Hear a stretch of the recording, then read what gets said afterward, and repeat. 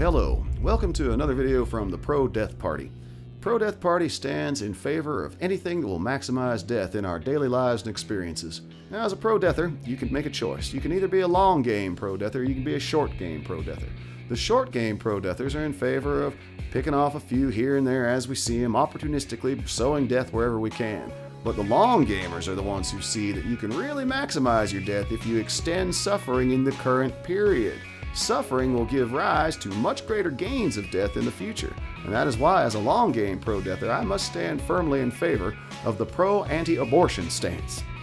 Now, as a pro-anti-abortion individual, my sincerest hope is that abortion will be outlawed in this country.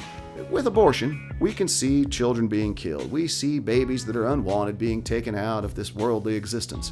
Well, that's only one.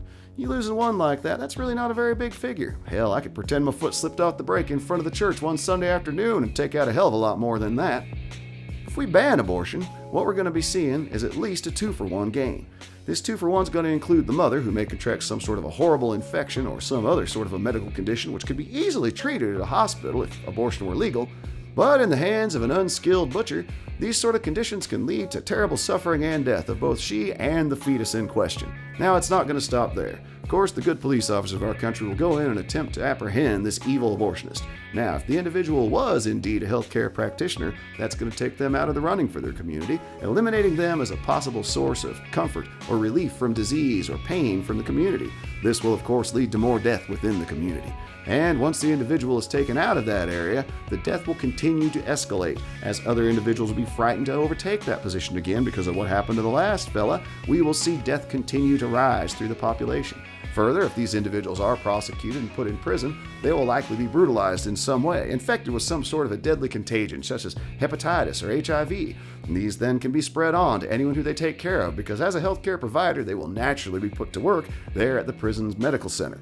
As it spreads throughout the population, the death will increase from every position of it. And as that death increases, we can see that banning abortions is the best possible way to get things going to maximize the death.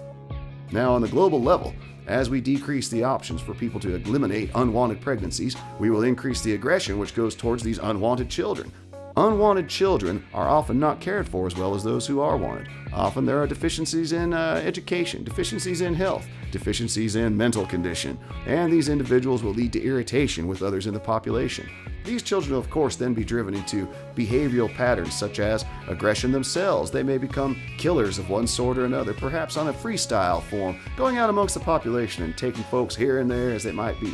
Serial killers come crawling out of the woodwork when the population's getting excessive.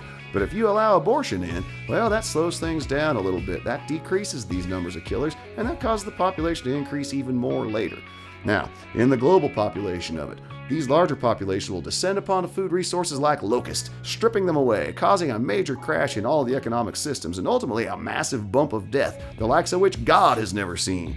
Now, with this sort of a death raining down from it, one can only continue to vote in favor of those individuals who are in opposition to the rights of individuals to choose. We must take those choices away, because when they have those choices, they may well take choices which will prolong their happiness, prolong their lives, and that is one thing we do not want with the pro-death party. No, no, no. Short and sweet is the way we look at things. Live your life hard, live your life quickly, and get the hell out of here. That's the pro-death movement's motto, and that's the way the pro-death children should take care of themselves and live their lives.